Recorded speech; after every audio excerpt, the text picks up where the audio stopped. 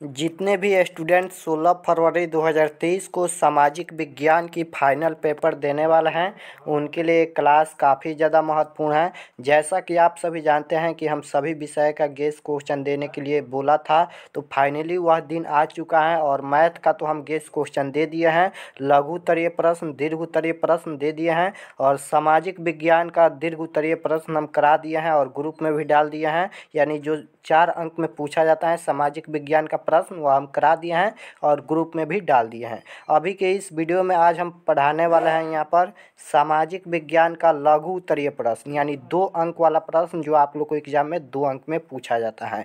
तो चलिए बिना देर किए क्लास को स्टार्ट करते हैं। आप लोग से रिक्वेस्ट है कि इस क्लास में आप लोग अंत तक बने रहिएगा। तो चलिए पहला नंबर क्वेश्चन यहाँ पर सबसे पहले देख सकते हो, मैट्रिक का 16 फरवरी परीक्षा 2023 यानी 16 फरवरी को आप लोग को सामाजिक विज्ञान का फाइनल पेपर है। सोशल साइंस यानी सामाजिक विज्ञान का गेस सब्जेक्टिव क्वेश्चन हम पढ़ाने वाले हैं, लघु उत्तरीय प्रश्न जो आप लोग को एग्जाम में 2 अंक में पूछा जाएगा। तो चलिए पहला नंबर क्वेश्चन आपके स्क्रीन पर है। चैनल पर नए हैं तो चैनल को आप लोग सब्सक्राइब कर लीजिए ताकि नेक्स्ट क्लास आपके पास ज़रूर पहुंचे, और वीडियो को लाइक कर दीजिए और अपने दोस्तों के पास शेयर भी कर दीजिए। पहला नंबर क्वेश्चन है आपके स्क्रीन पर कि इटली जर्मनी के एकीकरण में ऑस्ट्रेलिया की भूमिका क्या थी।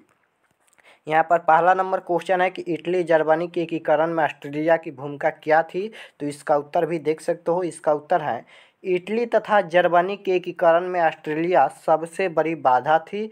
एकीकरण के पीछे मूलतः राष्ट्रवादी भावना थी और ऑस्ट्रेलिया का चांसलर मेटरनी घोर प्रतिक्रियावादी था।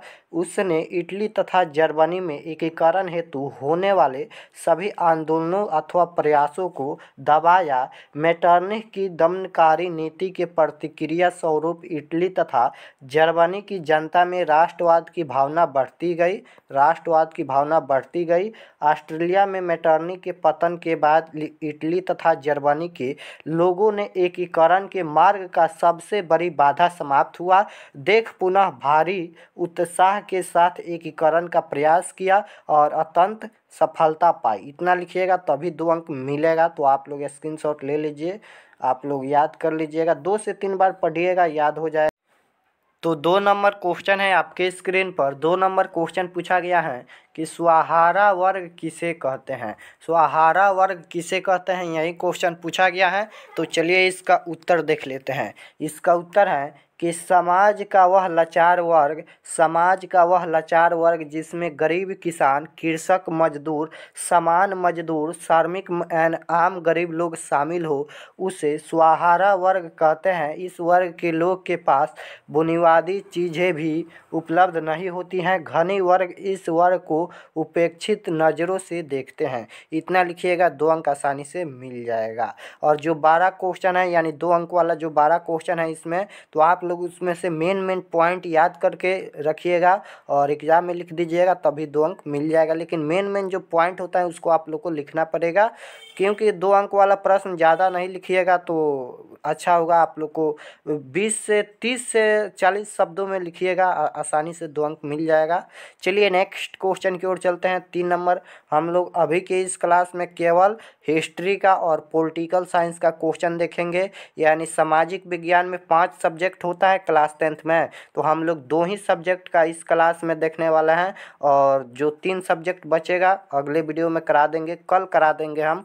तो 3 नंबर क्वेश्चन है यहाँ पर कि असहयोग आंदोलन प्रथम जन आंदोलन था कैसे। असहयोग आंदोलन प्रथम जन आंदोलन था कैसे। तो चलिए इसका उत्तर देख लेते हैं। इसका उत्तर है 1920 ईस्वी में गांधी जी के नेतृत्व में चलाया गया असहयोग आंदोलन इस मायने में प्रथम जन आंदोलन था कि इससे पूर्व यानी पहले सभी आंदोलन आर्थिक या सामाजिक आधार पर किसी वर्ग विशेष के द्वारा अपने हितों की रक्षा अथवा पूर्ति के लिए चलाए गए थे, जबकि असहयोग आंदोलन के कार्य ऐसे थे कि हर तरह के लोग इसमें अपना योगदान कर सके, जैसे सरकारी उपाधियों एवं वैतनिक पदों का त्याग, सरकारी और अर्ध सरकारी उत्सवों का बहिष्कार, सरकारी स्कूलों एवं कॉलेजों का बहिष्कार, सरकारी सरकारी न्यायालयों का बहिष्कार, विदेशी वस्तुओं का बहिष्कार आदि जनता ने अपने अपने स्तर के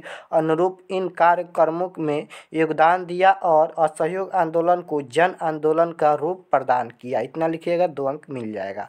चलिए नेक्स्ट क्वेश्चन है यहाँ पर 4 नंबर, और ये सभी बिल्कुल गेस क्वेश्चन है, फाइनल गेस क्वेश्चन।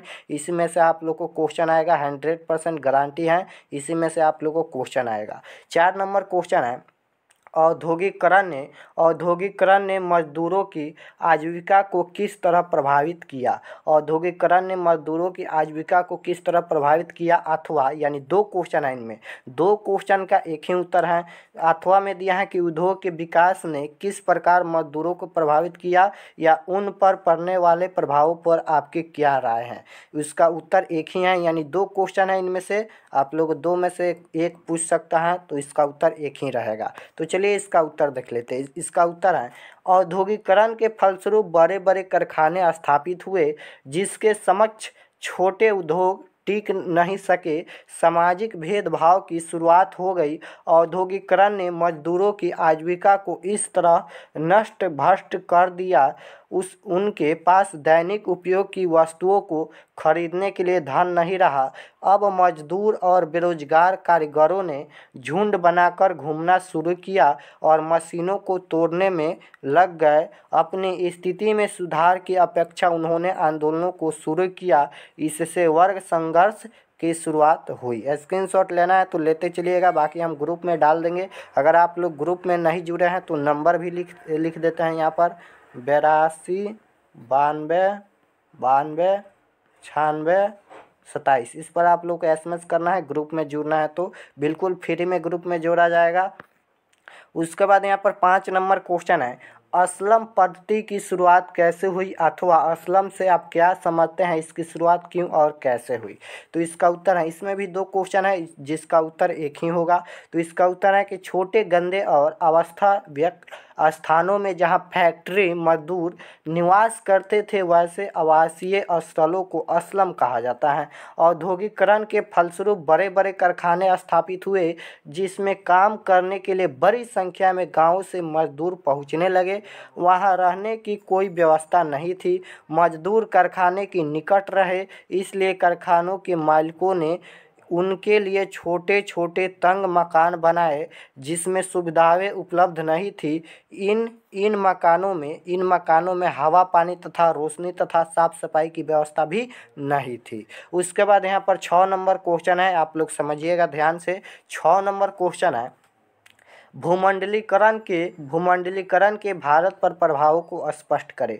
भूमंडलीकरण के भारत पर प्रभाव को स्पष्ट करें। तो इसका उत्तर है कि भूमंडलीकरण का प्रभाव भारत पर व्यापक रूप से पड़ा। इसके फलस्वरूप भारत में रोजगार के अवसर बढ़े हैं और भारत में अनेक बहुराष्ट्रीय कंपनियां का आगमन हुआ, जो विभिन्न तरह के उपभोक्ता सामग्रियों का उत्पादन करती हैं अथवा सेवा क्षेत्र में कार्य कर रही हैं।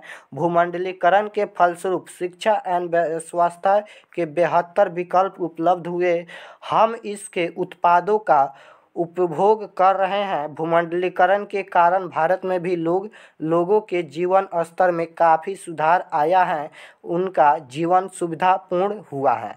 उसके बाद यहाँ पर नेक्स्ट क्वेश्चन है 7 नंबर की, विश्व बाजार किसे कहते हैं।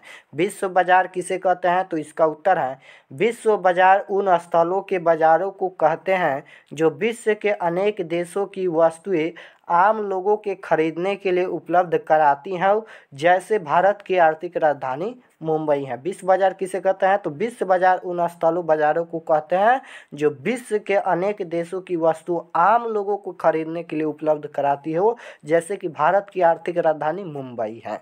उसके बाद यहाँ पर 8 नंबर क्वेश्चन है। 8 नंबर क्वेश्चन है कि आर्थिक संकट से आप क्या समझते हैं। आर्थिक संकट से आप क्या समझते हैं, तो इसका उत्तर है कि अर्थ अंत में आने वाली वैसे स्थिति जब उसके तीनों आधार कृषि उद्योग तथा व्यापार का विकास अवरुद्ध हो जाए, जिससे लाखों लोगों लाखों लोग बेरोजगार हो जाए, बैंकों और कंपनियों का दिवाला निकल जाए तथा वस्तु एवं मुद्रा दोनों की बाजार में कोई कीमत न रह जाए, आर्थिक संकट कहलाती हैं। कहने में भी लगता है आर्थिक संकट यानी कोई कीमत न रह जाए, आर्थिक संकट कहलाती हैं। नेक्स्ट क्वेश्चन है, तो 9 नंबर क्वेश्चन है, आपके स्क्रीन पर देख सकते हो। 9 नंबर क्वेश्चन है कि पांडुलिपि क्या है, इसकी क्या उपयोगिता है, यही क्वेश्चन पूछा गया है। तो चलिए इसका उत्तर देख लेते हैं। इसका उत्तर है कि हस्तलिखित पुस्तक को पांडुलिपि कहते हैं। छापखाना के विकास से पहले हस्तलिखित पांडुलिपियों का तैयार करने की पुरानी तथा समृद्ध परंपरा थी। पांडुलिपि काफ़ी नाजुक, पुरानी, महंगी तथा दुर्लभ होती हैं। यह आम जनता के पहुंच के बाद थी। छापखाना के विकास के पहले पांडुलिपि ही पुस्तक का कार्य करती थी। पांडुलिपि हमारे पूर्वजों के दुर्लभ ज्ञान का अक्षुण्ण भंडार थी। इसका अध्ययन करके आसानी से ज्ञान प्राप्त किया जा सकता था। चलिए नेक्स्ट क्वेश्चन है यहाँ पर 10 नंबर, रूसी क्रांति के किन्हीं 2 कारणों का वर्णन करें। और ये क्वेश्चन हो सकता है 4 अंक में भी पूछ दे, लेकिन यहाँ पर 2 अंक में हम दिए हैं, हो सकता है 4 अंक या 2 अंक में पूछ दे। तो इसका उत्तर है यहाँ पर कि रूसी क्रांति के 2 महत्वपूर्ण कारण निम्नलिखित हैं। यहाँ पर 2 कारण पूछा है, तो 2 कारण है।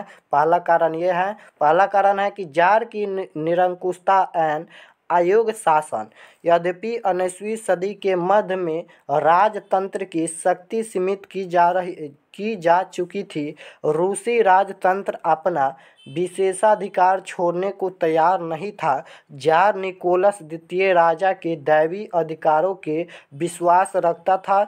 जार की अफसरशाही अवसर और नेतृत्व अकुशल थी। गलत सलाहकारों के कारण जार की स्वेच्छाचारिता बढ़ती गई और जनता की स्थिति बद से बदतर होती गई। और 2 नंबर है यहाँ पर, इसी का आंसर 2 नंबर है कि कृषक के रूप में मजदूरों की दयनीय स्थिति। रूस की यहाँ पर बहुसंख्यक जनता कृषक थी, जो अपने छोटे छोटे खेत पर पुराने ढंग से खेती करती थी। दयनीय आर्थिक स्थिति में भी वे करों के बोझ से दबे हुए थे। मजदूरों को कम मजदूरी में अधिक काम करना होता था।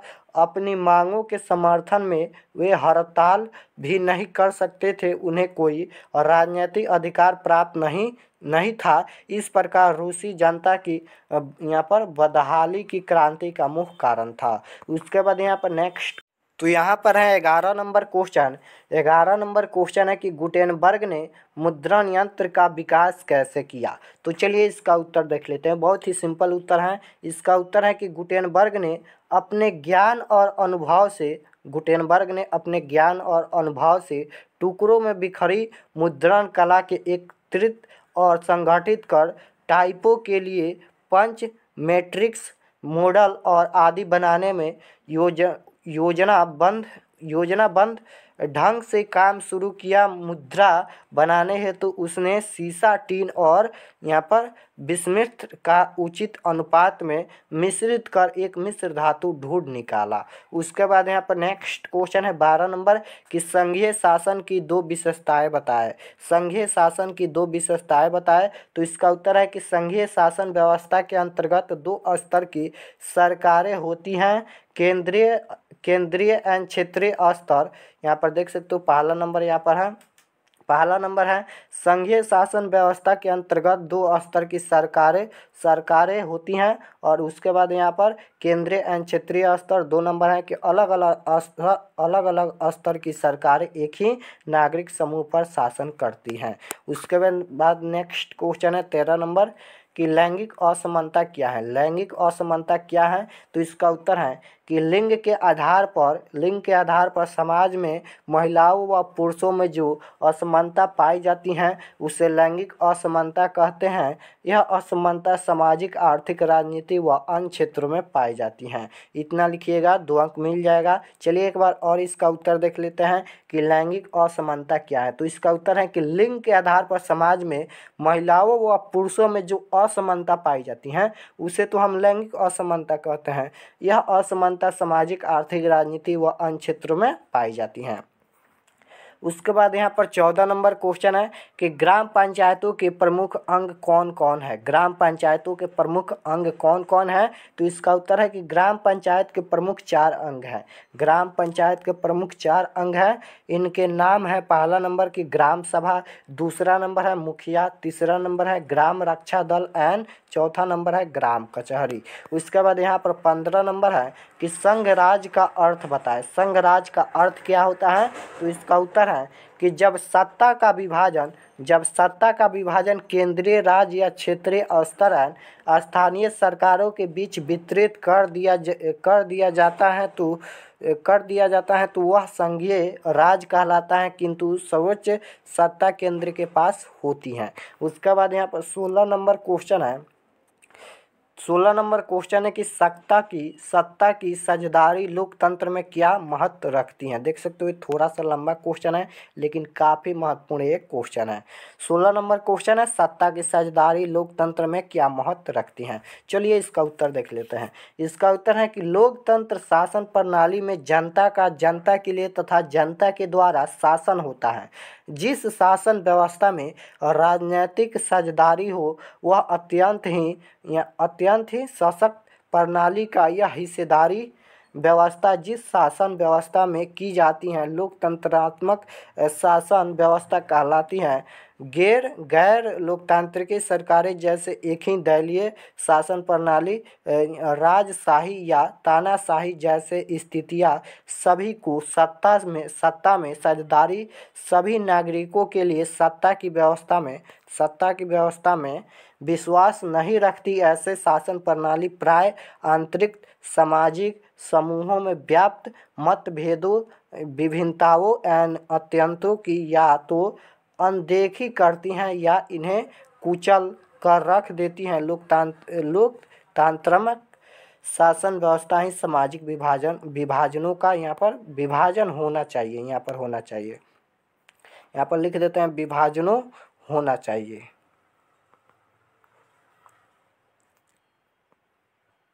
आप लोग लिख दीजिएगा। चलिए नेक्स्ट क्वेश्चन है यहाँ पर 17 नंबर क्वेश्चन है कि चिपको आंदोलन के मुख्य उद्देश्य क्या है। चिपको आंदोलन के मुख्य उद्देश्य क्या है, और ये क्वेश्चन हो सकता है जियोग्राफी में भी पूछ दे, लेकिन ये पॉलिटिकल साइंस में दिया है तो पॉलिटिकल साइंस में भी 5 बार ये क्वेश्चन पूछा गया है, और हो सकता है जियोग्राफी में भी पूछ दे क्योंकि जियोग्राफी में भी यह क्वेश्चन 2 बार पूछा गया है। तो चलिए इसका उत्तर देख लेते हैं। इसका उत्तर है कि उत्तराखंड के 2-3 गांवों से प्रारंभ हुए इस आंदोलन की शुरुआत अंगूर के पेड़ काटने के मुद्दे पर हुआ। ग्रामीणों के खेती भूमि में विकास के लिए अंगूर वृक्ष काटने की अनुमति को राज्य सरकार ने खारिज कर दिया। वहीं सरकार ने खेल का सामान बनाने वाली कंपनियों को अंगूर वृक्षों को काटने का ठेका दे दिया। इसी मुद्दे ने चिपको आंदोलन को जन्म दिया। इस आंदोलन ने आर्थिक शोषण से जुड़े अन्य मुद्दों को भी अपने उद्देश्यों में शामिल कर लिया। आंदोलनों का उद्देश्य था जल जंगल और जमीन पर एकमात्र आर्थिक मुद्दा उठाया एवं न्यूनतम मजदूरी का गारंटी मांगी। बाहरी ठेकेदारों द्वारा स्थानीय निवासियों को दिए जाने वाले शराब के कारण शराबी बन रहे लोगों की शराबखोरी पर महिलाओं ने आवाज़ उठाई। परिणाम स्वरूप आंदोलन के कारण अगले 15 वर्ष तक वनों की कटाई पर सरकार ने रोक लगा दी। और बहुत ही महत्वपूर्ण क्वेश्चन है क्योंकि यह क्वेश्चन 2 सब्जेक्ट में पूछा जाता है। तो यहाँ पर नेक्स्ट क्वेश्चन है यहाँ पर 18 नंबर क्वेश्चन है कि दल बदल कानून क्या है। दल बदल कानून क्या है, तो इसका उत्तर है भारत एक बहुदलीय लोकतांत्रिक राष्ट्र है। निर्वाचित प्रतिनिधि अपने हित या अन्य किसी कारण से अपने दल को छोड़कर अन्य दल में मिल जाता है तो यह क्रिया निर्वाचित सदस्य के संदर्भ में दल बदल कहलाएगा। दल बदल शक्ति संतुलन को बिगाड़ता है, सरकार के अस्थायी एवं भयभीत बनाए रखता है। 1985 ईस्वी में राजीव गांधी के नेतृत्व वाली सरकार ने दल बदल विरोधी अधिनियम संसद में लाया। पारित अधिनियम दल विरोधी कानून बना।